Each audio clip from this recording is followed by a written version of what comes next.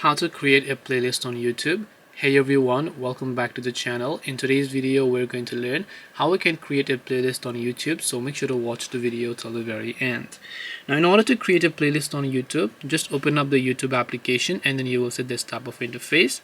Then just tap on the view option from the bottom right of the screen here. Once you're here, you'll find the option called playlist, so tap the view all option next to the playlist. Now if you want to create your own playlist, from the bottom you'll find an option that says create a new playlist option. So you just have to make sure to tap on that create a new playlist option there, and then you can simply choose to add videos to that playlist, or you can just tap the next option directly. Simply give your playlist title a name, and then you can choose to make a private, public or unlisted playlist by tapping the create option here. This way you will be able to create a playlist on YouTube. Hope this video was very helpful. If you have got any questions, feel free to leave them down below.